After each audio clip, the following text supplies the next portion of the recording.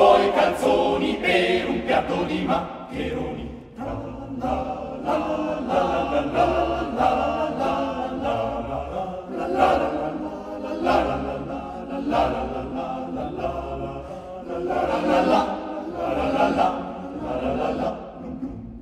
Era nato in quel di Napoli, lo tenente era di Sassari, e si davan dei lapponi per un piatto di maccheroni. Fondato nel 1966, il concorso nazionale corale Trofei Città di Vittorio Veneto è il più longevo dei concorsi nazionali corali d'Italia. Da quasi mezzo secolo costituisce un punto di riferimento non solo per i cori popolari e polifonici, ma in generale per l'intera coralità italiana amatoriale.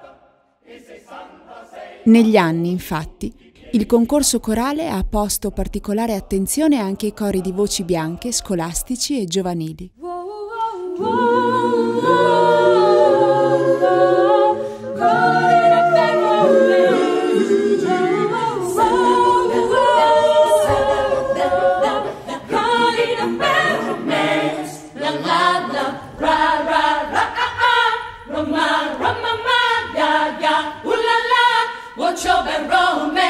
Da diverse edizioni, con la formula del progetto programma, il comitato artistico ha posto l'attenzione sui programmi d'esecuzione, nell'intento di favorire il rinnovo del repertorio dei cori italiani e fornire agli appassionati proposte organiche e strutturate.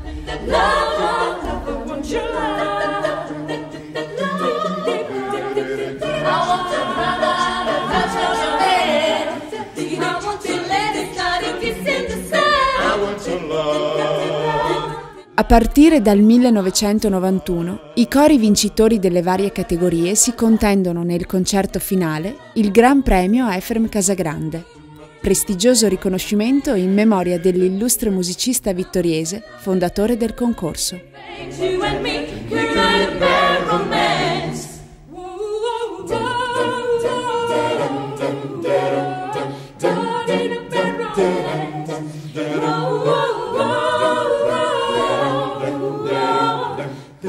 La musica è la lingua dello spirito. La sua segreta corrente vibra tra il cuore di colui che canta e l'anima di colui che ascolta.